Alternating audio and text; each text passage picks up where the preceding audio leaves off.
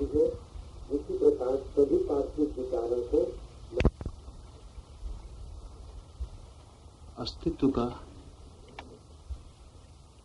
एक गहरा नियम समझ लेना जरूरी है।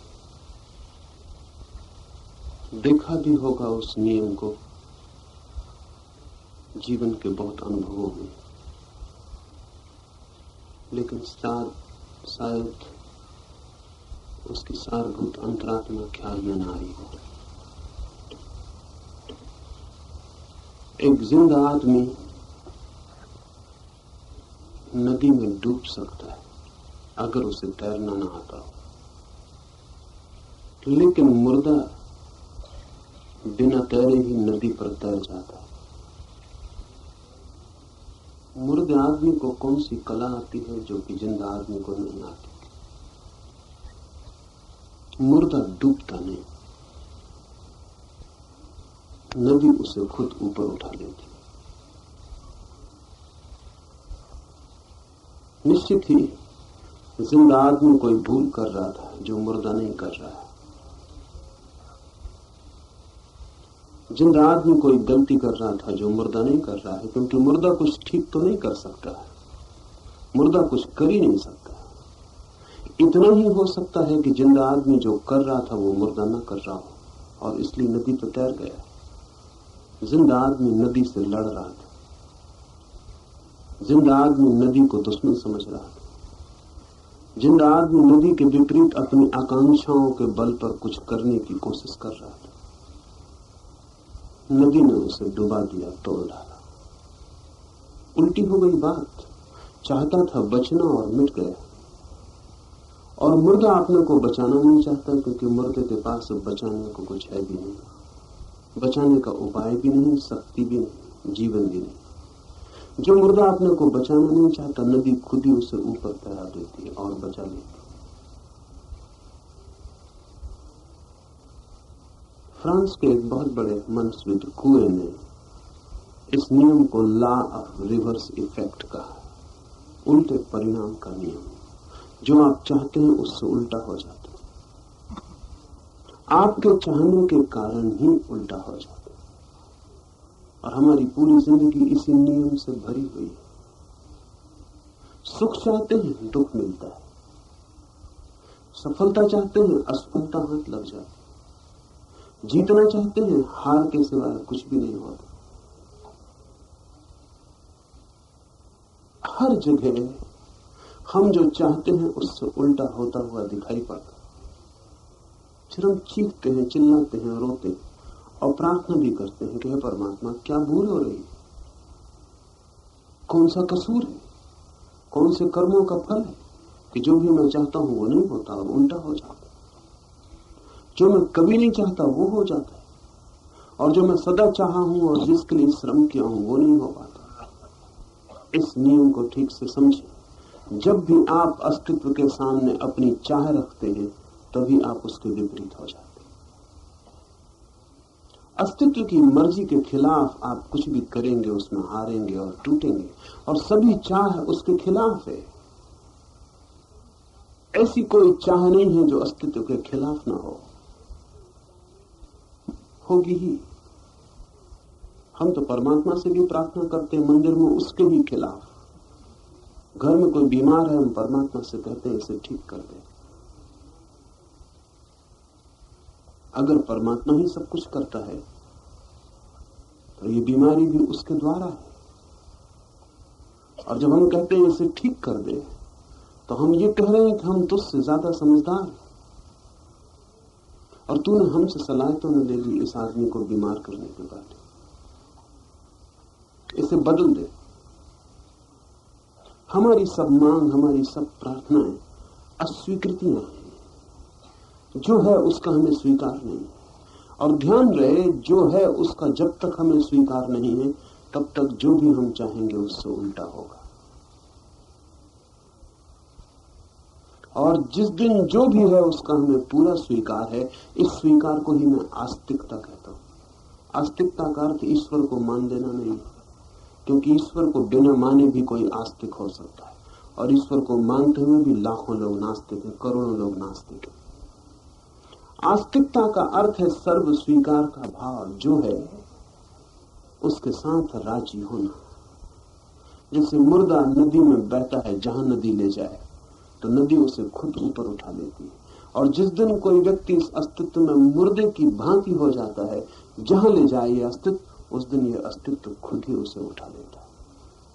और जब तक हम अस्तित्व से करते हैं छीना झपटी, तब तक उसके सब रहस्य द्वार बंद होते हैं। हम इस योग में शत्रु के लिए अस्तित्व का रहस्य खुल भी नहीं सकता। दुश्मनी से दुनिया में क्या खोला है, सब चीजें बंद हो जाती। अस्तित्व के साथ अस्तित्व के हृदय को खोलने के लिए वही कुंजी काम आती है जो किसी भी व्यक्ति के हृदय को खोलने के काम आती है। जब हम किसी व्यक्ति को स्वीकार कर लेते हैं प्रेम के किसी क्षण में, उसका हृदय अपनी सब सुरक्षा हटा लेता है, उसका हृदय खुल जाता है। अब हम उसके हृदय में प्रवेश कर सकते हैं। अब हमसे उससे कोई भी भय नहीं है। प्रार्थना का यही अर्थ है, श्रद्धा का यही अर्थ है, गहरे प्रेम का यही अर्थ है।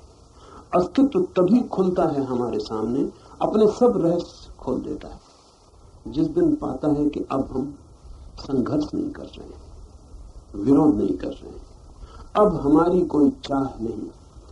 अब हम इस सूत्र को समझें। जब तू विराग की उस अवस्था को प्राप्त कर चुकेगा, तब वे द्वार जिन्हें तुझे मार्ग पर चलकर जीतना है, तुझे अपने भीतर लेने के लिए अपना हृदय पूरा का पूरा खोल देंगे। लेकिन जब तू विराग की अवस्था को प्राप्त कर चुका होगा, विराग की अवस्था का अर्थ है जब तूने चाह छोड़ दी होगी। जब तक तू चाहता है ऐसा हो ऐसा ना हो, तब तक राग है। और जिस दिन तू कहता है जो हो रहा है वही मैं चाहता हूं, जो नहीं हो रहा है वही मैं नहीं चाहता हूं। अभी हम कहते हैं चाह मेरी है, अगर इसके अनुकूल हो तो मैं सुखी होऊंगा, अगर प्रतिकूल हो तो दुखी हो जाऊंगा। हम दुखी ही दुखी होते हैं, सुखी कभी भी नहीं होते। विराग की अवस्था का अर्थ है कि हमने इस पूरी चीज को बदल दिया। अब मैं ये नहीं कहता हूं कि मेरी चाह के अनुकूल हो, अब मैं कहता हूं जो भी हो मैं उसके अनुकूल हूं, या जो भी हो मेरी चाह उसके अनुकूल है। विराग का अर्थ है कि अब मेरी अस्तित्व से कोई मांग, कोई अपेक्षा नहीं। अब मैं राजी हूं, जैसा भी है जो भी है उसके साथ पूरी तरह एक होने की मेरी तैयारी है। अब मेरा कोई राग नहीं है। ये सूत्र कहता है विराग की ऐसी अवस्था के घटते ही प्रकृति परमात्मा के सब रहस्य द्वार खुल जाते हैं, और वे जो बंद द्वार थे अपने में लेने को पूरी तरह राजी हो जाते।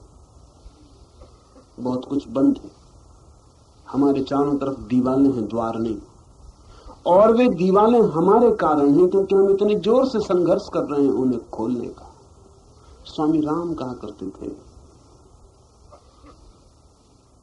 कि एक बार अमेरिका के एक दफ्तर में उनसे बड़ी भूल हो गई।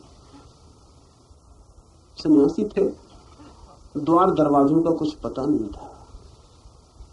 जिस झोपड़े में रहते आए थे हिमालय में, उसमें कोई द्वार दरवाजा भी न था। एक दफ्तर में प्रवेश करने के लिए बड़े जोर से उन्होंने धक्का दिया, बिना देखे कि दरवाजे पर पुल लिखा है या पुल। अपनी तरफ खींचो या धकाओ, क्या लिखा है ये देखा नहीं। जोर से धक्का दिया, दरवाजा नहीं खुला, दरवाजा सख्त दीवार हो गया। तब उन्होंने नीचे देखा, लिखा था खींचो पुल। खींचते ही द्वार खुल गया। फिर वो बहुत बार कहा करते थे कि परमात्मा के द्वार पर भी पुस नहीं लिखा है, पुल लिखा है। धक्का तो नहीं लिखा है, खींचो अपनी ओर। अपनी ओर खींचने की कला क्या है? अपनी ओर खींचने की कला समर्पण है। पहाड़ पर भी वर्षा होती है, लेकिन पहाड़ वर्षा को रोक नहीं पाता, क्योंकि पहाड़ पहले से ही भरा हुआ है। जगह भी नहीं है कि अब कुछ और वर्षा उसमें समा जाए। होती है पहाड़ पर वर्षा, उतर आती है नीचे, भर जाती है खाई खड्डों में, झीलों में।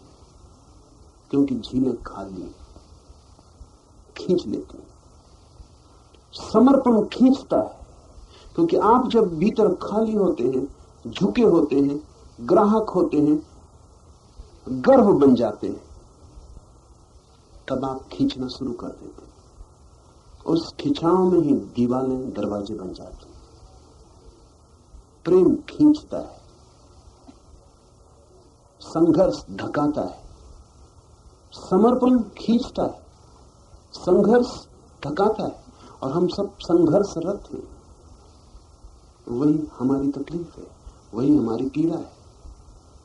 और हम अपने ही हाथों से दरवाजों को दीवार बना लिए और फिर छाती पीटते हैं और सिर पटकते हैं और रोते हैं कि ये क्या हो रहा है, कितनी मैं मेहनत कर रहा हूं और दरवाजा खुलता नहीं। लेकिन इस दरवाजे पर सनातन नियम है, धकाओ मत, खींचो।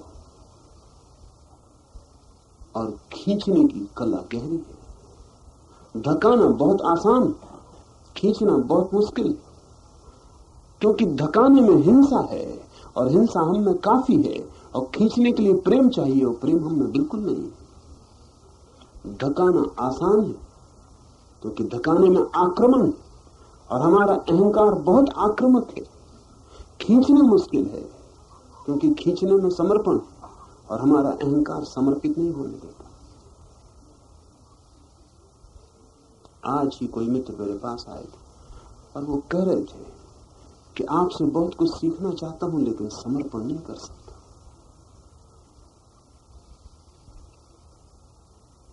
तो मैंने उनको कहा कि मत करें और सीखने की कोशिश करें, लेकिन सीख ना पाएंगे,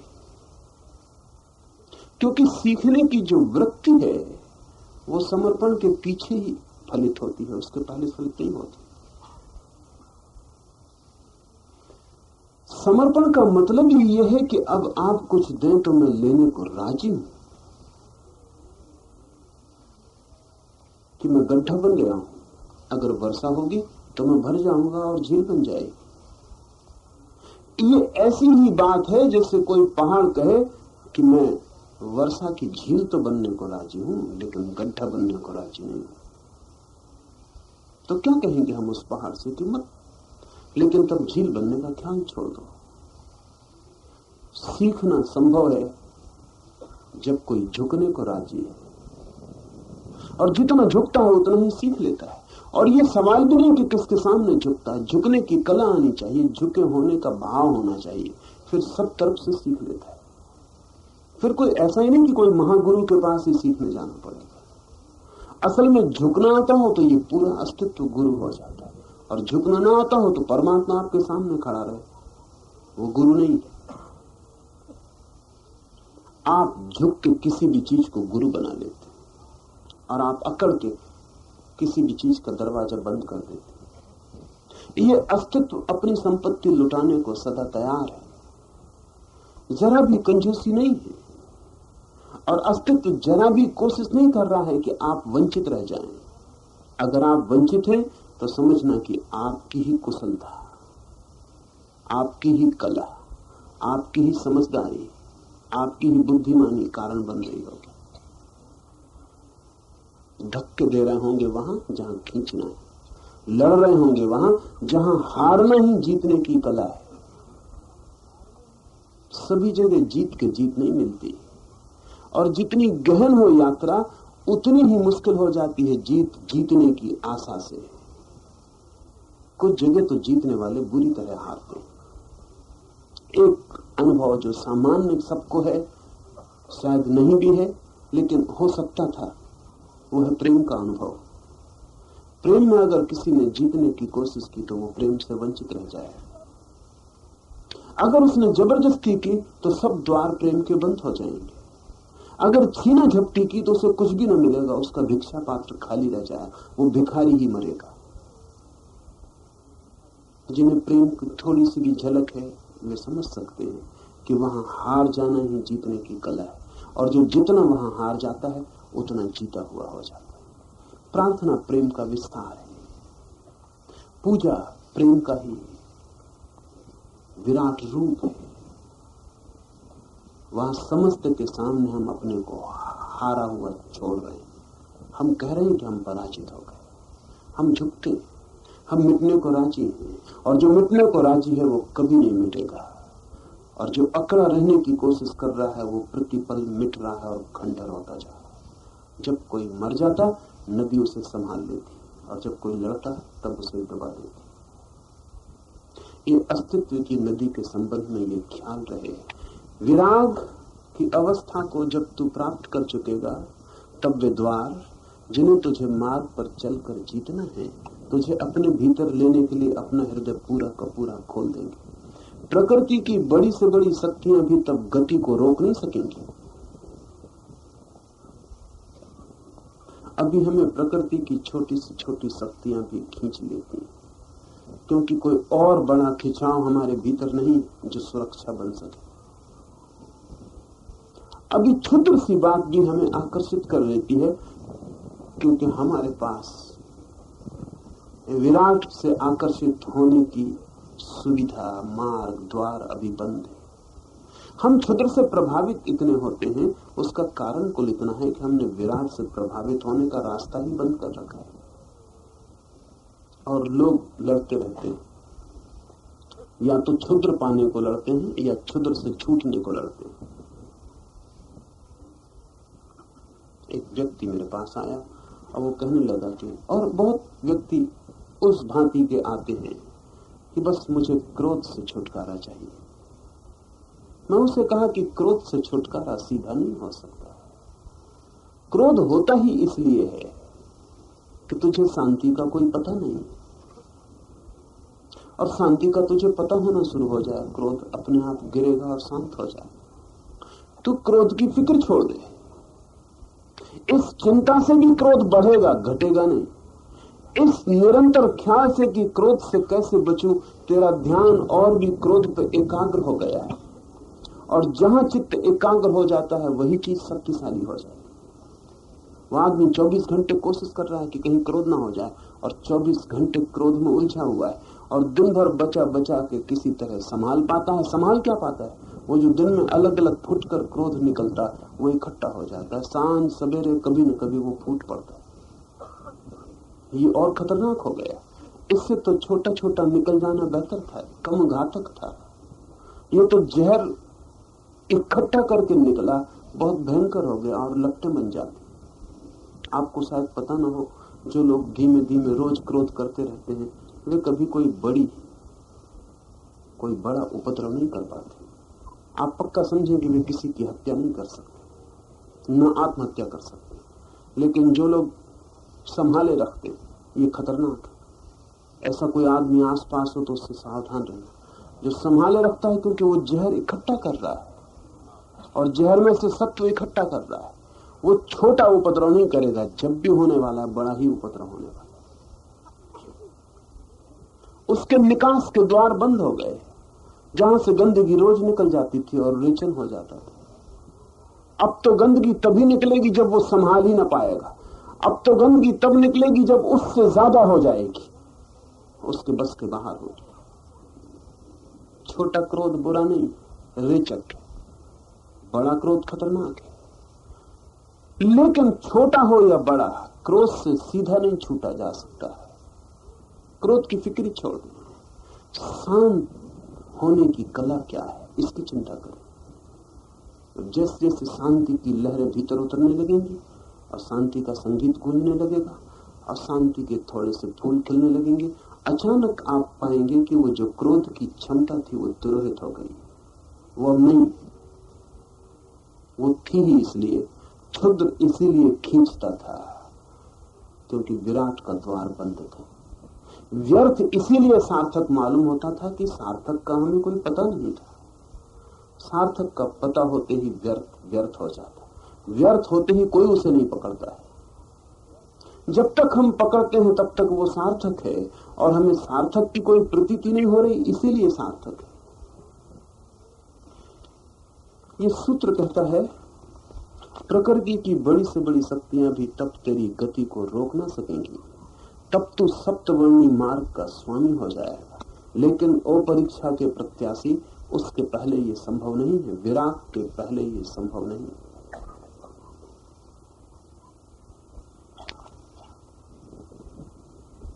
क्षुद्र शक्तियों में हम जी रहे हैं। जीना पड़ता है, कोई उपाय भी नहीं है, और क्योंकि विराट शक्तियां हमें उपलब्ध नहीं, निकट ही उनके स्रोत हैं कि हम थोड़ा खटखटाएं तो वे स्रोत हमारे हो जाएं। लेकिन या तो हमें खटखटाने का ख्याल ही नहीं आता, या हम गलत खटखटाते हैं। जीसस ने कहा है, knock and the door shall be opened unto you. खटखटाओ और द्वार खुल जाएंगे। सच तो यह है कि द्वार बंद ही नहीं, लेकिन हमें खटखटाना ही नहीं आता, और जो भी हम करते हैं उससे हम उल्टा कर लेते हैं। हमारी अवस्था ऐसी है जैसे किसी आदमी को नींद ना आती हो तो वो हजारों उपाय करता है नींद लाने के। जितने उपाय करता है उतनी नींद आनी मुश्किल हो जाती, क्योंकि उपाय से नींद आ नहीं सकती। उपाय और नींद में विरोध है। जिसको नींद नहीं आती उससे कहो कि उपाय मत करो तो वो नाराज होगा। वो कहता है वैसे तो हमें नींद नहीं आती, उपाय करके भी नहीं आती, और तुम कहते हो उपाय मत करो। उपाय क्या करता? सुना है मैंने कि मुल्ला नसरुद्दीन को नींद नहीं आती, हजार और मुसीबत हो गई, क्योंकि रात उपाय करने में बीत जाती थी, और उपाय करके वो इतना एक्साइटेड, इतना उत्तेजित हो जाता था कि उसकी वजह से और नींद मुश्किल हो जाती। आखिर उसकी पत्नी ने कहा कि मुल्ला, तुम फिजूल के बड़े जटिल उपायों में पड़े हो। मैंने तो सुना है बचपन से कि कुछ ज्यादा करने की जरूरत नहीं, तुम ऐसा करो कि भेड़ों की गिनती किया करो। घर में भेड़ें थी, गिनती करिए 1 से 100 तक। जहां तक तो तुम 100 तक गिनती पे पहुंचोगे, सारा ख्याल छोड़ के 1 भेड़, 2 भेड़, 3 भेड़ गिनती करते गए, भेड़ को देखते गए, 100 तक भी नहीं पहुंच पाओगे कि नींद लग जाएगी।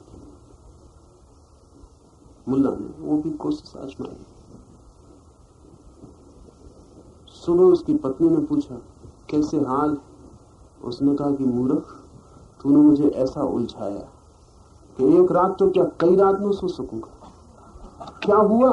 उसने कहा मैं गिनती करता ही गया, लाखों के पार गिनती निकल गई, सिर चकराने लगा।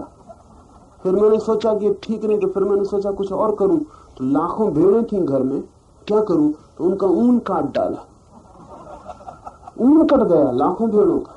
सब इस ऊन का क्या करना, कोट सिला डाले।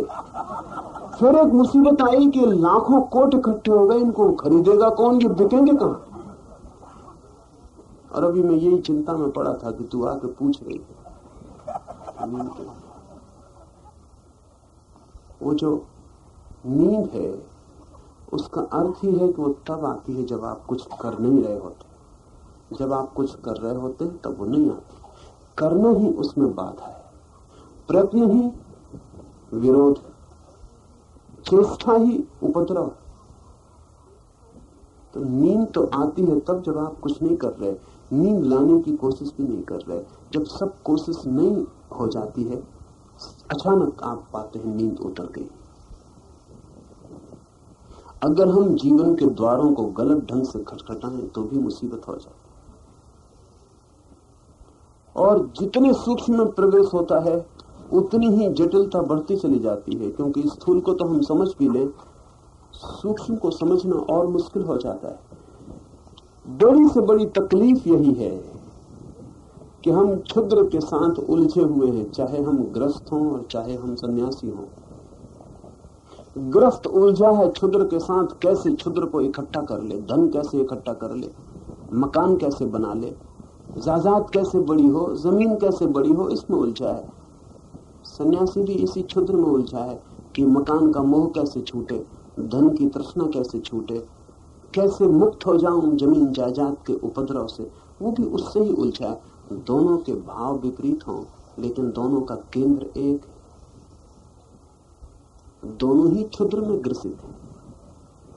एक पीठ किए खड़ा है, एक मुंह किए खड़ा है, एक क्षुद्र की तरफ भाग रहा है, एक क्षुद्र की तरफ से भाग रहा है, लेकिन क्षुद्र दोनों के प्राणों में समाया है। वास्तविक सन्यासी क्षुद्र की चिंता नहीं करता, विराट की चिंता करता है, क्षुद्र को विचार ही नहीं करता, उसको इतना भी मूल्य नहीं देता कि उसका विरोध करना है। विरोध करना भी मूल्य देना है, विरोध करना भी क्षुद्र की शक्ति को स्वीकार करना है। विराग का अर्थ है क्षुद्र की शक्ति की हम कोई चिंता ही नहीं करते, पक्ष या विपक्ष दोनों में नहीं करते है। हम खोज करते हैं विराट की, और जिस दिन भी विराट की किरण टूटनी शुरू हो जाती, क्षुद्र तिरोहित हो जाता है। वह आपके हृदय में तभी तक है जब तक विराट का संस्पर्श नहीं है। इसलिए नकार में न पड़े, संसार के नकार में न पड़े। दुनिया के अधिक धर्म इसीलिए व्यापक नहीं हो पाए कि वे संसार के नकार में पड़ गए, क्षुद्र की लड़ाई में पड़ गए। अब मैं ऐसे सन्यासियों को जानता हूं जिनका 24 घंटा चिंतन इसी में बीतता है, ये नहीं खाना, ये नहीं पीना, ऐसे उठना, ऐसे बैठना, इतनी रात सोना, इतनी सुबह उठना। इसमें बुरा कुछ भी नहीं है, लेकिन अगर 24 घंटे इसी में बीतता हो तो यह आदमी अति क्षुद्र से घिर गया। ठीक है कि कोई सुबह 5 बजे उठाए, और ठीक है कि कोई रात 9 बजे सो जाए, कुछ हर्जा नहीं, बहुत ही अच्छा है। लेकिन ये ऑब्सेशन बन जाए, 24 घंटा यही चिंतन चलने लगे कि अगर 9 बजे न सोए तो कोई पाप हो गया, कि सुबह अगर 5 बजे ब्रह्म मुहूर्त में नींद न खुली तो नरक में पड़ जाएंगे, तो फिर ये अति से हो गई बात। यह आदमी बीमार है। मनस्विद इस तरह के आदमी को रुग्ण कहते हैं। ये रोग अलग अलग तरह से प्रकट होता है। मैं एक सज्जन को जानता हूं जो घर की सफाई में पागल है। सफाई अच्छी चीज है और कोई नहीं कहेगा कि बुरी है, लेकिन सफाई पागलपन बन जाए। उनके घर पर वो मित्रों को नहीं बुलाते, उनके सोफा कुर्सी वो सब गंदे हो सकते हैं। जब भी कोई उनके घर जाता है तो नीचे से ऊपर तक पहले देखते हैं कि आदमी बिठाने लायक है या नहीं। जरा कचरे का टुकड़ा घर में प्रवेश नहीं कर सकता। घर उनका बिल्कुल साफ सुथरा है, लेकिन घर इतना साफ सुथरा है कि रहने के योग्य नहीं।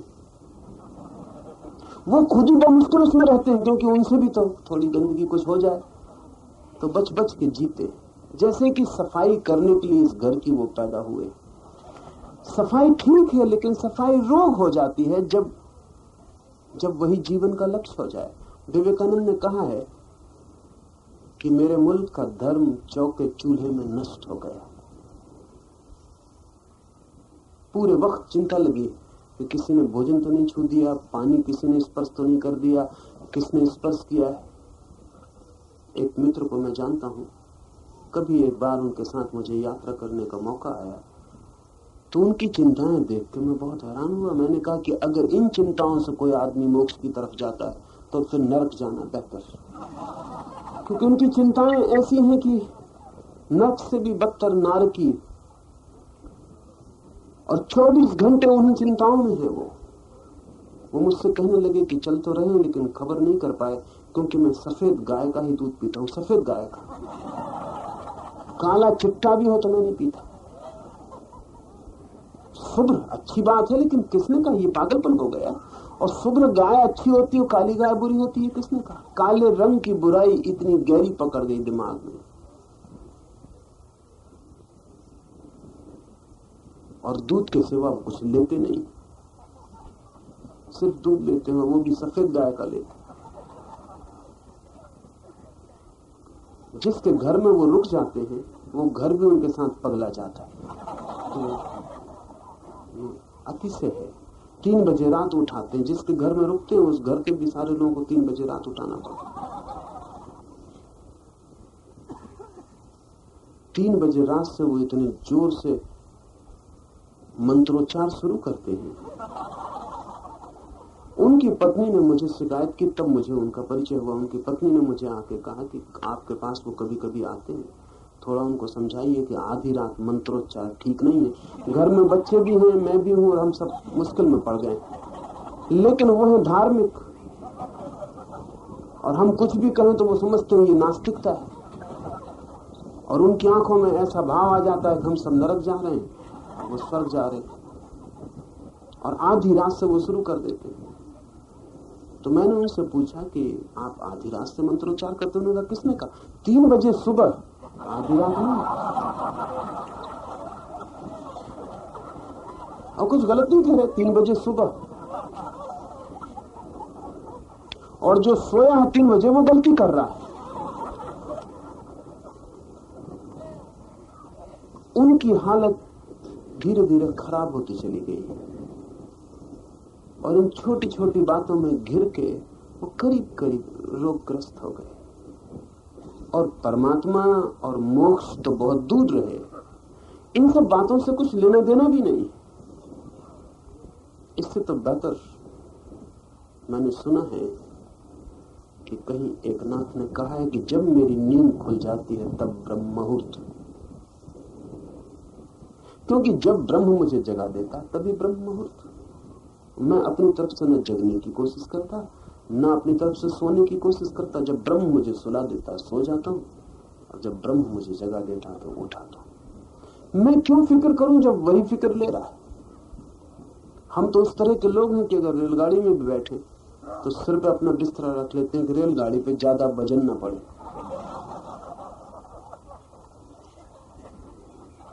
जिस अस्तित्व में हम बहे जा रहे हैं वो हम सबको भार, हम हमारे भार को लिए जा रहा है। अब हम और भार अपने सिर पर रखकर क्यों बैठ जाएं?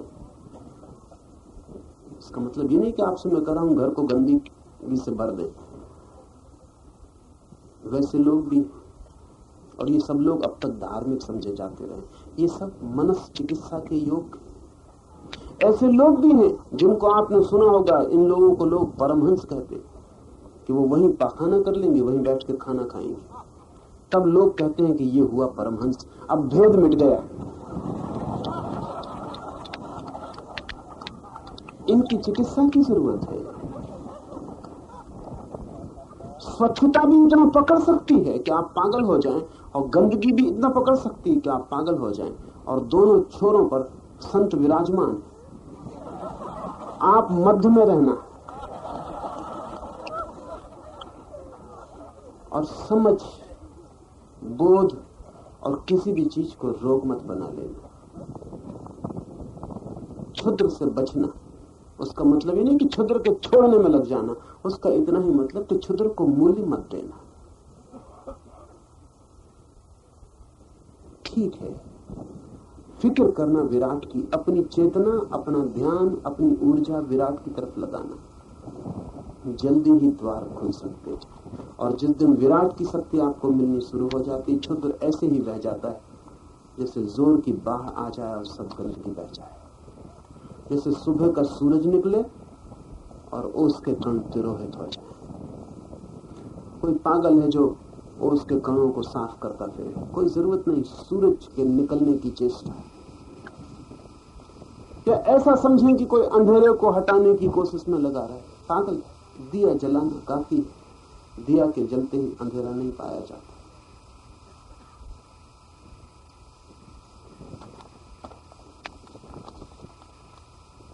तब तू सप्तवर्णी मार्ग का स्वामी हो जाएगा।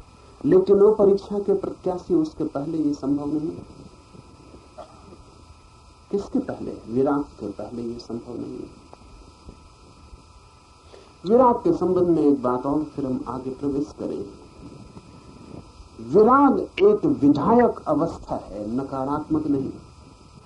शब्द नकारात्मक है, इससे झंझट होती, और शब्दों के नकारात्मक होने का कारण, क्योंकि शब्द आदमी को देख के बने। जैसे हिंसा विधायक शब्द है और अहिंसा नकारात्मक। होना नहीं चाहिए, बड़ी भूल है ये। अहिंसा बड़ी विधायक स्थिति है, पॉजिटिव। हिंसा नकारात्मक है, लेकिन फिर ये शब्द उल्टे क्यों है? ये शब्द उल्टे इसलिए हैं कि जैसा आदमी है उसमें हिंसा विधायक है, और अहिंसा का तो वहां कोई पता नहीं। आदमी ने शब्द बनाए, आदमी ने अपने काम के लिए शब्द बनाए। हिंसा आदमी में विधायक है, और अहिंसा का तो कुछ पता नहीं। कभी किसी बुद्ध महावीर में अहिंसा विधायक होती, और जब बुद्ध महावीर में अहिंसा प्रकट होती तब पता चलता है कि हिंसा नकारात्मक थी, अहिंसा का अभाव थी, हिंसा का अपना कोई अस्तित्व न था, लेकिन हमारे सब कीमती शब्द नकारात्मक। क्रोध विधायक है, अक्रोध नकारात्मक। परिग्रह विधायक है, अपरिग्रह नकारात्मक है। राग विधायक है, विराग नकारात्मक है। जबकि सच स्थिति बिल्कुल उल्टी है। राग सिर्फ इसीलिए है आपके जीवन में कि विराग मौजूद नहीं है। अंधेरा इसीलिए है कि प्रकाश मौजूद नहीं है। अंधेरे का अपना होना नहीं, प्रकाश होगा और अंधेरा नहीं हो जाए, विराग होगा और राग शून्य हो जाए। ये बात ठीक से समझ लें कि विराग चित्त की एक विधायक स्थिति है, राग का विरोध नहीं है, राग का अभाव है, राग की समाप्ति है। और सिर्फ राग की समाप्ति और अभाव ही नहीं है, विराग का अपना होना है। क्या मतलब हुआ विराग का? राग का मतलब है चित्त भागता है किसी के पीछे, विराग का अर्थ हुआ कि चित्त रुका है, भागता नहीं किसी के पीछे। राग है भागता हुआ मन, विराग है ठहरा हुआ मन। राग है मांगता हुआ भिखारी, विराग है सम्राट। लेकिन हमारे तो सम्राट भी भिखारी। कभी कभी ऐसा भी हुआ कि हमारे कुछ भिखारी सम्राट हो गए। बुद्ध भिखारी और अपने सन्यासियों को उन्होंने भिक्षु का नाम दे दिया, भिखारी का नाम दे दिया, जानकर। क्योंकि सम्राट इतने भिखारी मालूम पड़ रहे हैं, तब उचित यही है कि सम्राट अपने को सम्राट न कहें और भिखारी कहें। जहां भिखारी अपने को सम्राट कह रहे हो, वहां यही उचित है कि जो सम्राट है वो अपने को सम्राट न कहे।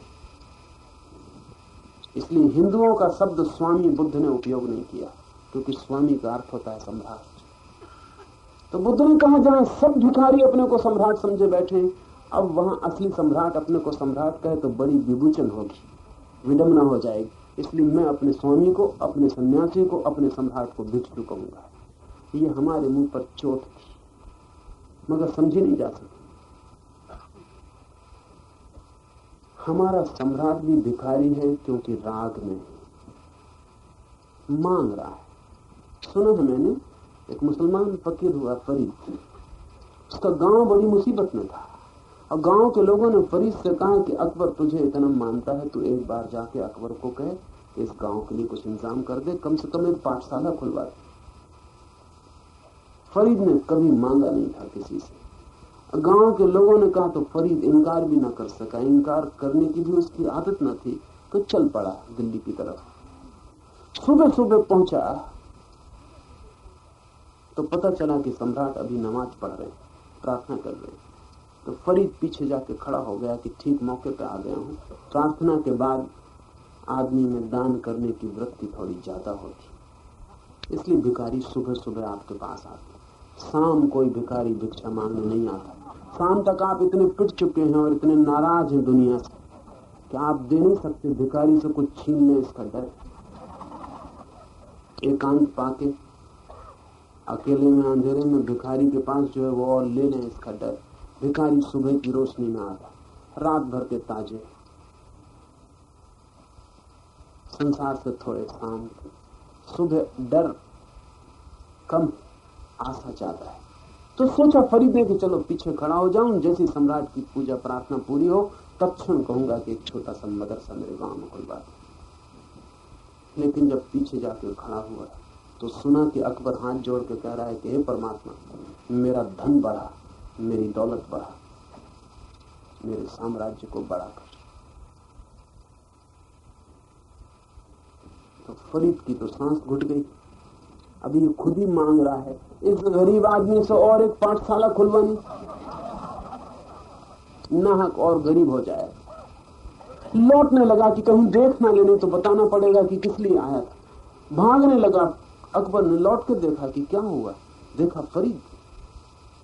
फरीद का तो बड़ा सम्मान था अकबर के नाम। उसने कहा आए और चले कैसे? फरीद ने कहा पूछो ही मत, क्योंकि झूठ में बोल नहीं सकता और सच कहना अब योग्य नहीं है, अशिष्टता हो जाएगी। तुम मुझे माफ करो, गलती से आ गया, मैं जा रहा हूं। अकबर ने हाथ पकड़ लिया कि ऐसे नहीं जाने दूंगा, कम से कम पता तो चले, तुम तो कभी आए नहीं आज तक, क्या है बात कहो। मेरी सामर्थ्य में होगी तो जरूर पूरी करूंगा। फरीद ने कहा कि तेरी सामर्थ्य में नहीं। बड़ी कठिन बात है, और गलती से हम आ गए, और जिसकी सामर्थ्य में उसका भी हमें आके पता चल गया, इतना लाभ हुआ। बनने का फिर भी सुनो तो न भी पूरा कर सकूं तो भी ये चिंता मेरे मन पर मत छोड़ जाओ कि तुम आए।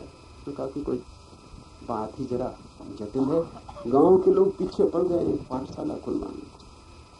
तो कहते हैं अकबर से, नहीं पर तू इसकी चिंता में मत पड़ अकबर, क्योंकि मैंने अभी तुझे भीख मांगते देख लिया। अब अगर मांगना ही है तो उसी से मांग लेंगे जिससे तू मांग रहा था, और अब बीच के भिखारी को क्यों दलाल बने। सम्राट भी हमारा भिखारी है, मांग रहा है, चाह रहा, राग भीख है, विराग स्वामित्व है। वो विधायक अवस्था है जब हम मांग नहीं रहे, और जब तक हम मांग रहे हैं तब तक प्रकृति से कुछ भी न मिलेगा, और जिस दिन नहीं मांगते उस दिन प्रकृति की सारी संपदा बरस पड़ती।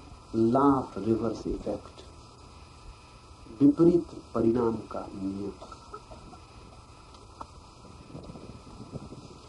तब तक एक बहुत कठिन काम तुझे करना है, तुझे अपने को एक साथ सर्व विचार भी अनुभव करना है, और अपनी आत्मा के सर्व विचारों को निष्कासित भी करना है। ये जटिल है काम थोड़ा, ये थोड़ा जटिल इसलिए है, अगर समझने की कोशिश करेंगे तो जटिल है, अगर करने की कोशिश करेंगे तो इतना जटिल नहीं। अभी हम विचार से तो भरे ग्रसित, लेकिन कुछ विचार को अपना मानते हैं, कुछ विचार को अपना नहीं मानते, कुछ को अपना दुश्मन मानते हैं। एक हिंदू है तो हिंदू विचार को अपना मानता है, एक मुसलमान है तो मुसलमान विचार को अपना मानता है। किसी का कुरान अपना है, किसी की गीता, किसी की बाइबल अपनी है, और जिसकी बाइबल अपनी है कुरान उसके लिए शत्रु है, गीता उसके लिए शत्रु है। तो विचार में हमने चुनाव कर लिया है। जैसे पूरी पृथ्वी पर हमने एक छोटा सा मकान बना लिया और कहते हैं ये जमीन मेरी, हालांकि जमीन अविभाजित और जमीन को बांटने का कोई उपाय नहीं। सब जमीन का बटाव नक्शों में है, जमीन पे नहीं। चाहे आप कहें कि भारत मेरा है और पाकिस्तान मेरा नहीं है, तो भी जमीन पे पाकिस्तान और भारत एक है, आपके नक्शों में अलग होंगे। आदमी के नक्शों में बटाव है, प्रकृति अविभाज्य। जैसे जमीन नहीं बटती और बांटने का कोई उपाय नहीं, खंड खंड नहीं होती, नक्शे में हम कर लेते हैं, फिर बड़ा उपद्रव मचाते हैं, नक्शों के लिए लड़ते हैं। न तो कोई भारत के लिए लड़ सकता, न कोई पाकिस्तान के लिए, न कोई चीन के लिए। जमीन एक है, लेकिन हमारी लड़ाई ऐसी है। सुना है मैंने कि गुरु दोपहर को सोया, उसके दो थे शिष्य, दोनों सेवा के लिए बड़े उत्सुक थे और दोनों एक साथ सेवा करना चाहते थे। तो गुरु ने कहा कि तुम ऐसा करो, मुझे बांट लो,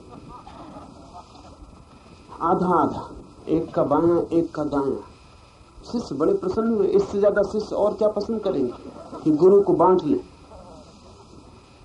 एक ने बायां पैर और बायां अंग ले लिया, एक ने दायां पैर और दायां अंग ले लिया। गुरु बड़ी मुसीबत में पड़ गया, क्योंकि गुरु तो बच नहीं सकता। गुरु ने करवट ली, बाएं पैर के ऊपर दायां पैर आ गया। बाएं पैर वाले शिष्य ने कहा हटा अपने पैर को, अलग करो इस पैर को, ये नहीं चलेगा। मेरे पैर पे और तेरा पैर।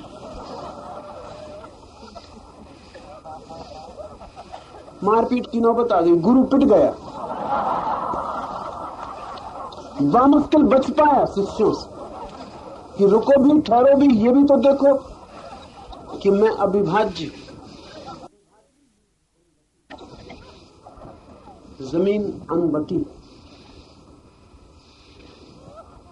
विचार का जगत भी अनबटा है। विचार का जो जगत है वो जमीन की भांति ही अनबटा है। उसमें हिंदू और मुसलमान और मेरा और तेरा, ये विचार अच्छा और ये विचार बुरा, और ये दुश्मन का और ये मित्र का, ये मेरे संप्रदाय का, ये तेरे संप्रदाय का, ये सारे के सारे जैसे जमीन के नक्शे पे हम बांट लेते हैं, ऐसे ही विचार के नक्शे पे हमने बांट लिया। ये सब झूठे हैं बटाव।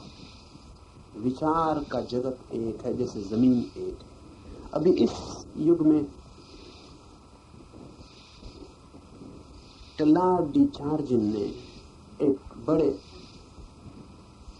वैज्ञानिक ने एक ख्याल दिया। वो ख्याल इस संदर्भ में समझने जैसा होगा। वो ख्याल ये है कि जैसे जमीन है, ये पहली परत, फिर जमीन के बाद वायुमंडल है, हवा है, कोई 200 मील जमीन को चारों तरफ से घेरे हुए हवा का वायुमंडल, एटमॉस्फेयर। फिर चार्जिन ने एक ख्याल दिया कि हवा के इस मंडल के पास विचारों का एक मंडल है, उसको उसने नूस्फीयर, विचार मंडल, वायुमंडल फिर विचार मंडल। ये बात बहुत दूर तक सच है कि इस जगत में जो भी विचार है वो भी संग्रहित होता चला जाता है, नष्ट तो कुछ भी होता नहीं।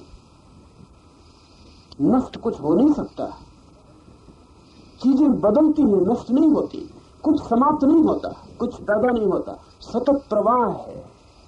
एक जगह से जो चीज हमें नष्ट होती दिखाई पड़ती वो केवल अदृश्य हो गई और किसी दूसरी जगह फिर प्रकट हो जाएगी। जैसे नदी की धारा जमीन के नीचे बहने लगी और हमें लगा कि समाप्त हो गई, या समझो कि नदी की धारा सागर में गिर गई और हमने समझा कि समाप्त हो गई। कुछ समाप्त नहीं होता, क्योंकि फिर बनेंगे बादल और फिर उठेगा आकाश में नदी का जल, फिर बरसेगा उसी हिमालय पर, फिर गंगोत्री, फिर गंगा, फिर सागर। एक वर्तुल है, एक जगह से प्रगट, एक जगह से अप्रगट, लेकिन नष्ट कुछ भी होता नहीं। विचार भी इकट्ठे होते चले जाते। वायुमंडल के चारों तरफ विचार का मंडल इकट्ठा होता चला जाता है। ये सूत्र कहता है कि तू अपने को विचार में मत बांटना, तू सर्व विचार अपने को मान लेना। तू समझना कि तेरा मन सर्व विचार है। क्यों? क्योंकि अगर सर्व विचार कोई अपने मन को मान ले और समझ ले कि मैं सब विचार हूं, तो विचार से छुटकारा शुरू हो गया। क्योंकि विचार से बंधने के लिए जरूरी है कि कुछ विचार मेरा हो और कुछ मेरा ना हो, तभी बंधन हो सकता है। अगर पूरी ही पृथ्वी मेरी है तो कहां उठाऊंगा दीवार, कहां करूंगा सुरक्षा?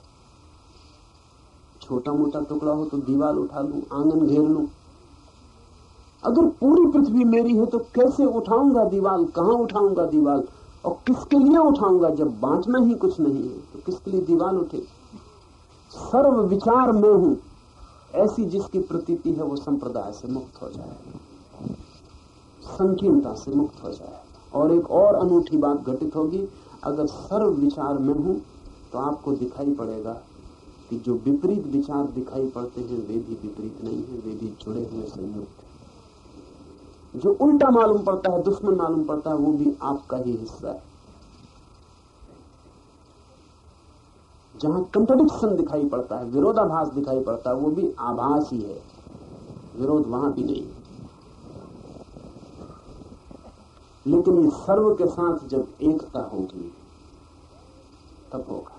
और अगर इतनी एकता हो जाए तो छोड़ने में कठिनाई नहीं होगी। ये बड़ी मजे की बात है। अगर मेरे पास एक छोटा सा मकान है और जमीन का छोटा सा घेरा है तो उसको घेरा बना के मुझे रक्षा भी करनी पड़ती है, क्योंकि दूसरों से बचाना और फिर छोड़ने में भी बड़ी मुश्किल होती है। जिसकी इतनी रक्षा की, इतना घेरा बनाया, उसके साथ राग, आसक्ति, भाव निर्मित हो जाता, उसमें मैं प्रविष्ट हो जाता हूं, वो जमीन का टुकड़ा मुझ में प्रविष्ट हो जाता। ये बड़ी हैरानी की बात है, क्षुद्र को छोड़ना बहुत मुश्किल है। लेकिन अगर पूरी पृथ्वी मेरी है तो छोड़ना बहुत आसान है, क्योंकि पूरी पृथ्वी मेरी है या पूरी पृथ्वी मेरी नहीं है, दोनों में कोई फर्क नहीं पड़ेगा। इसे ख्याल में ले लें। अगर छोटा टुकड़ा मेरा है और छोटा टुकड़ा मेरा नहीं तो बहुत फर्क पड़ेगा। पूरी पृथ्वी मेरी है या पूरी पृथ्वी मेरी नहीं, क्या फर्क पड़ता है? दोनों बराबर। अगर पूरा आकाश मेरा है पूरा आकाश मेरा नहीं तो भी दोनों बराबर है। पूर्ण को छोड़ना बहुत आसान है। इसलिए अगर बुद्ध और महावीर जैसे व्यक्ति धन का त्याग कर सके तो उसका कारण क्योंकि वो दरिद्र नहीं थे, बहुत था। बहुत को छोड़ना आसान, क्षुद्र को छोड़ना बहुत मुश्किल है। सम्राट अपने साम्राज्य छोड़ सकते हैं, फकीर अपनी लंगोटी नहीं छोड़ पाते। सम्राटों से, साम्राज्य से लंगोटी बड़ी सिद्ध होगी। है ही इतना कम कि अब और क्या छुड़ा रहे, और इतना कम है कि छूटा कि प्राण निकल जाते हैं। जितना ज्यादा हो उतना छोड़ना आसान है, ये बात सुन के बहुत हैरानी होगी। और अगर पूर्ण हो तो छोड़ना बिल्कुल ही सुगम है, क्योंकि दो पूर्णताओं में कोई भेद नहीं है। अगर पूरी पृथ्वी मेरी है और पूरी पृथ्वी मेरी नहीं, इन दोनों में कोई भेद नहीं, दोनों पूर्ण है। अगर सर्व विचार मेरे हैं तो फिर सर्व विचार का त्याग आसान है। ये सूत्र कहता है, तब तक एक बहुत कठिन कार्य तुझे करना, तुझे अपने को एक साथ सर्व विचार भी अनुभव करना है और अपनी आत्मा से सर्व विचारों को निष्कासित भी करना है। ये दोनों बातें घटित हो जाती हैं अगर सर्व विचार मेरे हैं, तो सर्व विचार का त्याग भी इतनी ही आसानी से हो जाता है। पहले काम की फिक्र करें, दूसरा काम छाया की तरह आसान, पहला काम ही कठिन है। एक आदमी वेद को पकड़े हुए है, छोड़ना मुश्किल है, क्योंकि वेद मेरी है, कुरान तुम्हारी। कुरान को छोड़ सकता हूं, बाइबल को छोड़ सकता हूं, वो मेरे नहीं, वेद मेरा है। या बाइबल मेरी है तो कुरान को छोड़ सकता हूं, छोड़ा ही हुआ है, बाइबल को पकड़े हुए हूं। लेकिन सभी शास्त्र मेरे, छोड़ने में कोई अड़चन नहीं। अब कोई लगाव ही न रहा, सब बराबर हो गए। अब कोई तुलना नहीं कि कौन छोटा है, कौन बड़ा है, कौन मेरा है, कौन मेरा नहीं है, सभी मेरे हैं, छोड़े जा सकते हैं। जो व्यक्ति संप्रदाय नहीं छोड़ पाता वो कभी धार्मिक नहीं हो पाता। सांप्रदायिक व्यक्ति कितना ही धार्मिक होने की चेष्टा करे, धार्मिक नहीं होता। सीमा रोक लेती है, और सीमा जहां हो वहां असीम से मिलन नहीं होता। सब विचारों को समझ लें मेरा ही, ऐसा सोचते ही आप पाएंगे चित्त का बोझ हल्का हो गया। मस्जिद भी मेरी, मंदिर भी मेरा, शिवालय भी मेरा, गिरजा भी मेरा, बात ही खत्म हो गई, कहीं जाने की जरूरत ही न रही। फिर आप जहां बैठे हैं वहीं मंदिर, वहीं गिरजा, वहीं शिवालय। तुझे मन की उस स्थिरता को उपलब्ध होना है जिसमें तेज से तेज हवा भी किसी पार्थिव विचार को उसके भीतर प्रविष्ट न करा सके। इस तरह परिशुद्ध होकर मंदिर को सभी सांसारिक कर्म, शब्द व पार्थिव रोशनी से रिक्त करना है। जिस प्रकार पाला की मारी तितली दहली पर ही गिर के ढेर हो जाती है, उसी प्रकार सभी पार्थिव विचारों को मंदिर के सामने ढेर हो जाना चाहिए। तुझे मन की उस स्थिरता को उपलब्ध होना है जिसमें तेज से तेज हवा भी किसी पार्थिव विचार को उसके भीतर प्रविष्ट न कर सके। स्थिरता मन की। हमारा मन है कंपित, प्रतिपल कपा हुआ। उसके कंपन के कारण ही कुछ भी हम में प्रवेश कर जाता है। उसके कंपन के कारण ही संध हो जाते, छिद्र हो जाते। उसके कंपन के कारण ही हमारे भीतर कोई एक मजबूत अवस्था नहीं होती, कोई एक स्थिर अवस्था नहीं होती। इसे थोड़ा ऐसा समझें कि जब आपका मन बहुत चिंतित होता है तब ख्याल करें, तब आप में न मालूम कितने कितने विचार भीतर आने लगते हैं। जब आपका मन शांत होता है तब आप पर विचारों का कोई प्रभाव नहीं पड़ता। विचार चारों तरफ आपके आसपास, ठीक ऐसे ही जैसे मक्खियां आपके पास भिनभिना रही हो। जब भी छिद्र मिल जाता है वे प्रवेश कर जाते हैं, और छिद्र मिल जाता है आपके कंपित होने से। अगर आप अकंप हैं भीतर, मन कपता नहीं, तो कोई विचार भीतर प्रवेश नहीं करता। इसे थोड़ा अनुभव से देखें तो आपको ख्याल में आ जाएगा कि जब आप शांत होते हैं तब एक अभेद दीवार जैसे आपके भीतर खड़ी हो गई, अब कुछ आपके भीतर प्रवेश नहीं करता। जब आप अशांत होते हैं तो ऐसा लगता है कि सब कुछ प्रवेश कर रहा है, कूड़ा करकट कुछ भी आप में प्रवेश कर रहा है और आप असमर्थ हैं रोकने में। स्थिरता मन की कैसे हो उपलब्ध? क्या हम करें कि मन स्थिर हो जाए, रुक जाए?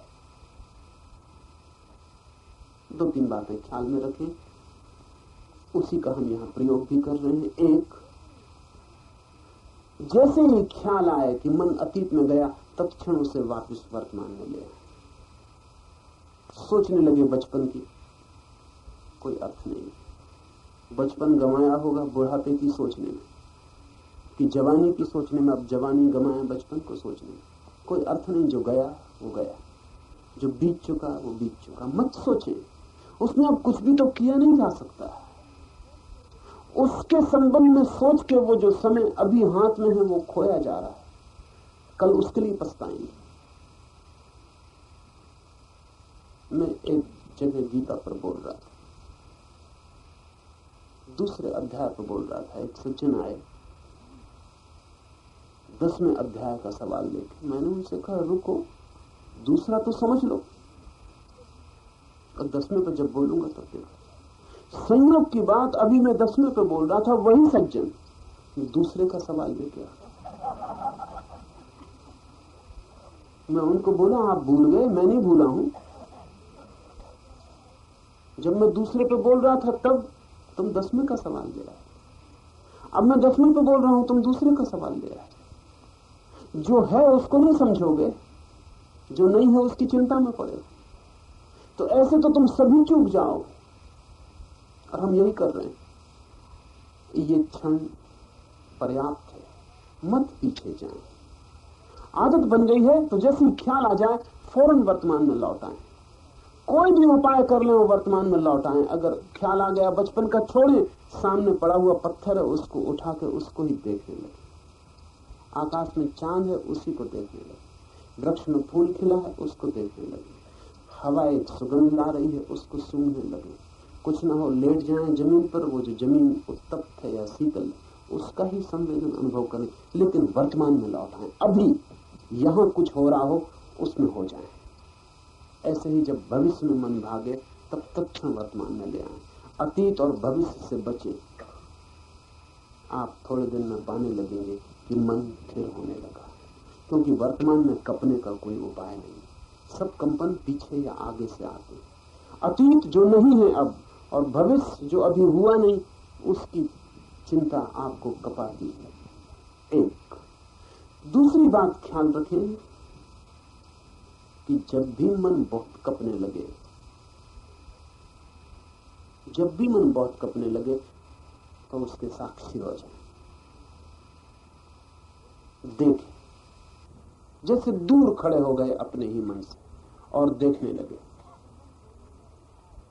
जैसे मन एक नदी की धार है बही जा रही, या मन जैसे पक्षियों की एक कतार है आकाश में उड़ी जा रही, या मन जैसे सड़क का ट्रैफिक है चला जा रहा और आप किनारे खड़े हैं और देख रहे हैं। दूर खड़े होकर चुपचाप देख रहे। अपने मन को दूर खड़े होकर देखने लगे। जल्दी ही पाएंगे कि मन स्थिर हो गया, शांत हो गया। और ये कला जैसी बढ़ती जाएगी वैसे ही तत्क्षण जैसे ही आप साक्षी होंगे, विटनेस होंगे, मन स्थिर हो जाए। तीसरी बात ख्याल रखें, जो भी काम कर रहे हो उसमें पूरी तरह तल्लीन हो जाए। चाहे वो काम कितना ही क्षुद्र हो। भोजन कर रहे हो, पूरी तरह तल्लीन हो जाए, जैसे जगत में अब और कुछ करने को नहीं, बस भोजन ही करने को। और इस भोजन के जितने उपाय हो सके लीन होने के सब उपाय कर लें। इसका स्वाद लें ठीक से। आप कहेंगे स्वाद तो हम लेते ही, मैं नहीं मान सकता, क्योंकि आप भोजन करते वक्त भोजन में लीन होते ही। दफ्तर में होते हैं, दुकान में होते हैं, बाजार में होते हैं, मित्र के पास होते हैं, किसी से झगड़ रहे होते हैं या कुछ और कर रहे होते हैं, 1000 काम कर रहे होते हैं। जब आप भोजन कर रहे होते, स्वाद इतने कामों के साथ आपको नहीं आ सकता। स्वाद लें, आहिस्ता चबाएं, स्वाद लें, गंध अनुभव करें, आंख से भी देखें, हाथ से भी स्पर्श करें, सब इंद्रियों को लीन कर दें और मन में एक ही ख्याल रह जाएगा, अभी मैं भोजन कर रहा हूं तो भोजन ही करूंगा, स्नान कर रहा हूं तो स्नान ही करूंगा, दुकान पर हूं तो दुकान पर रहूंगा, मकान पर आऊंगा तो मकान पर आ जाऊंगा। जो कर रहे हैं उसमें अपने को डुबा दें, आप पाएंगे कि मन स्थिर होने लगा। ये तीन बातें ख्याल में रहें तो जल्दी ही मन स्थिर हो जाता है, और फिर उसमें कोई तेज से तेज हवा भी एक विचार को प्रवेश नहीं करवा सकती। और तब इस स्थिर मन के बाहर विचार अगर बाहर से फेंके भी जाएं तो ऐसे ही गिर जाते, जैसे पाला की मारी तितली दहली पर ही गिर के ढेर हो जाती, ऐसे आपकी दहली पर ही विचार गिर के ढेर हो जाते। ये प्रतीक नहीं है, ये वास्तविक यथार्थ है। आप विचार का ढेर देख सकते हैं अपनी दहली पर पड़ा हुआ, अगर ये स्थिरता आप में आ गई, और तब आप पाएंगे कि आप विचारों के न मालूम कितने दिन से शिकार रहे, न मालूम कैसे कैसे विचार आप में प्रवेश करते रहे। घर असुरक्षित था, द्वार पर कोई पहरेदार न था, अब साक्षी का पहरेदार बैठ गया, और वो जो हवाएं बहती थी अतीत और भविष्य की, वे भी आपने उनका त्याग कर दिया। और वो जो आप वर्तमान के क्षण के कृत्य को छोड़ के यहां वहां भाग जाते थे, उसका भी आपने त्याग कर दिया। अब कोई उपाय नहीं, अब विचार आपकी दहली पे गिर के ढेर लगते जाएंगे और भीतर निर्विचार बढ़ता जाए। ये निर्विचार ही समाधि की तरफ रास्ता बन गया। यह जो लिखित है उसे पढ़, इसके पहले कि स्वर्ण ज्योति शिखा स्थिर प्रकाश के साथ चले, दीप को वायु रहित स्थान में सुरक्षित रखना जरूरी। बदलती हवाओं के सामने होकर प्रकाश की धारा हिलने लगेगी और उस हिलती शिखा से आत्मा के उज्जवल मंदिर पर भ्रामक, काली और सदा बदलने वाली छाया पड़ जाएगी। ऐसा बना ले अपने मन को जैसे वायु रहित कोई कक्ष हो, जिसमें कोई दिया जलता हो तो कपता न हो। विचार रहित कक्ष जिस दिन आपके भीतर हो जाएगा, वायु रहित हो गया। विचार रहित जिस दिन कक्ष हो जाएगा, भीतर की ज्योति शिखा जलेगी पूर्ण प्रकाश में, बिना जरा भी कंपित हुए। और एक भी विचार अगर इसमें आएगा तो इस ज्योति शिखा के आसपास आया विचार तत्क्षण मन की दीवार पर छाया बन जाएगा। बहुत विचार आ जाते हैं तो दीवार अंधेरी हो जाती है, क्योंकि ज्योति शिखा बिल्कुल ढक जाती। एक भी विचार ना होगा तो मंदिर की अंतस दीवार बिल्कुल स्वच्छ, शुद्ध, निर्दोष होगी, एक छाया जरा सी भी न बनेगी। इस छाया रहित मन में, इस अकंप वायु रहित कक्ष में वो घटना घटती है जिसको हम ब्रह्म ज्ञान कहते हैं। उसके लिए ये सब तैयारी से गुजर जाना जरूरी है।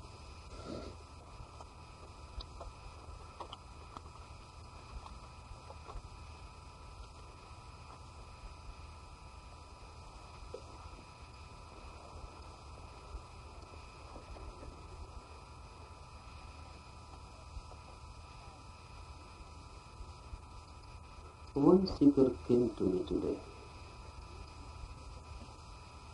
He is in search of the Guru. He said, I am seeking and wandering. Tell me, he asked, how I can find the Guru, the Master, and how I am to be certain that he is the right master for me. What are the criteria? How to judge? How to feel and realize that this is the man who will lead me? How to be certain? And if one is not certain, then how one can surrender? His question may be of many.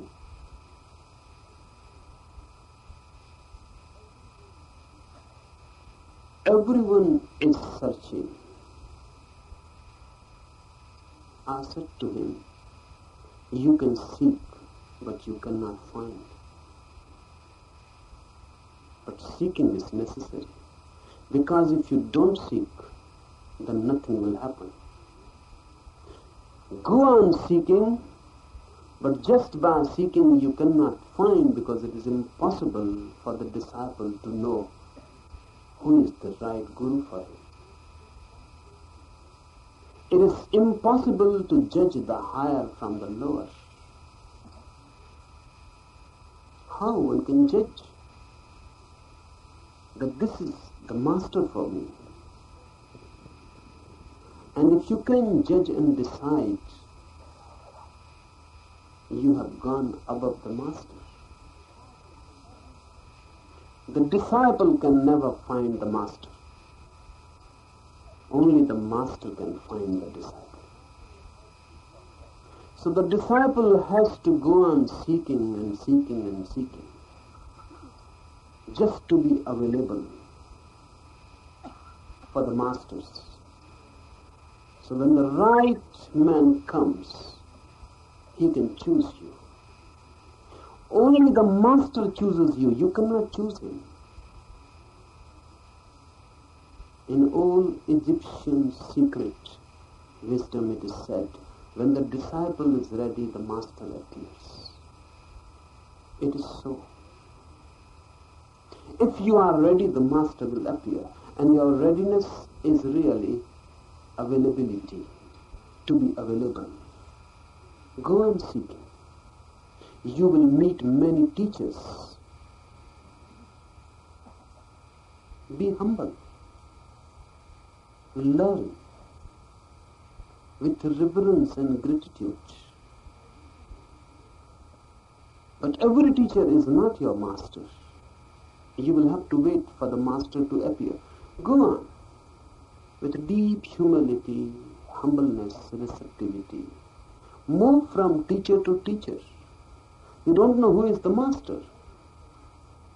But when you are ready through this search, the master will choose you. And the moment someone chooses, be courageous enough to be chosen.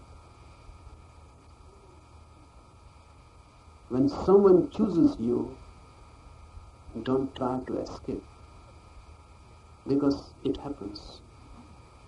You may be in search of the master, but when the master chooses you and says, okay, I accept you, you may try to escape. Because the master is like death. I say the master is like death. There is one old Indian saying that the master is death. Acharyo mrityu. The master is death. He is. Because he will destroy you as you are, just to create a new one. He will kill you to give you a rebirth. He will restructure you. He is going to give you rebirth. Death is necessary. So when the master chooses you, it appears as if death is coming. You may try to escape. Remember that. You cannot find the master, but when the master finds you, be ready to die. Be ready to surrender. But the fear is there if that man is not right. How to know that this is the right man and now I can surrender? You cannot know even that.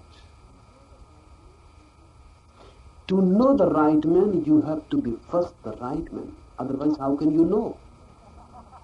You have no experience of being right. So how can you feel this man is right? And if you are already the right man, then there is no need for the masters. You cannot be. Even that is not possible. So what to do? I say, it is not a question of a right man. It is a question of surrender. Even to a wrong man, surrender is helpful. You may not be able to understand what I mean. Even to a wrong man, surrender is helpful. You are not losing anything. And the real thing happens not because of the master, the real thing happens because of the surrender. And you have surrendered to a wrong man, no harm is going to happen to you. Because a surrendered mind is protected by existence itself. No harm can be done to you. And if you have surrendered to a wrong man, even by your surrender, that wrong man may be helped and may become a right man. Because a real disciple changes a wrong master into a right master. The very surrendering is such a deep phenomena that when it happens, you are transformed and the other person is also transformed. But that is not your worry. So remember, no harm is going to happen to you if you surrender. Surrendering in itself is a miracle.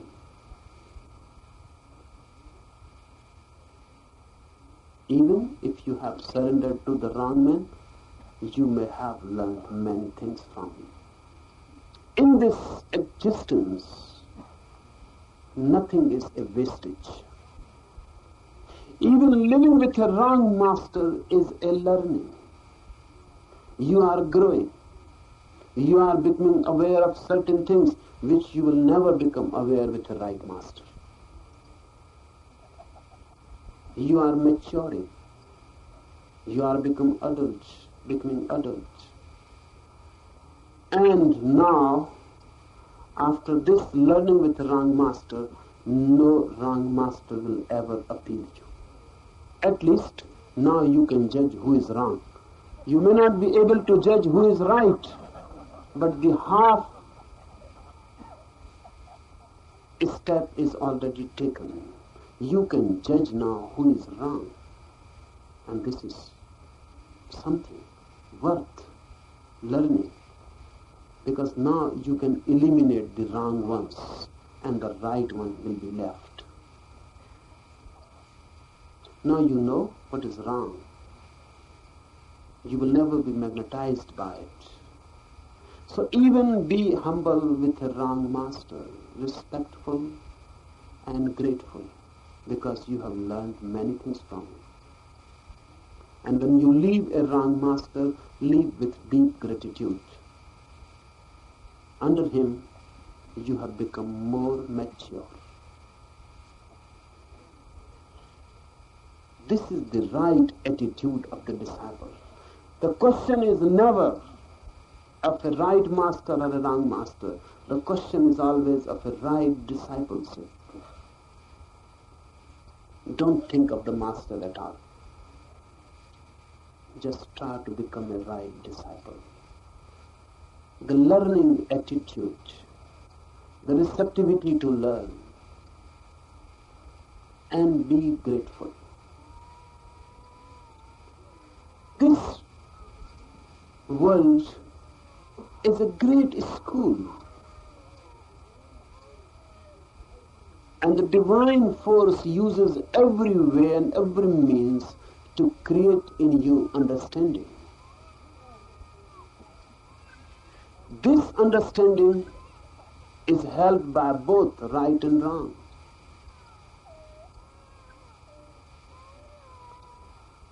Remember this. This will be helpful for you.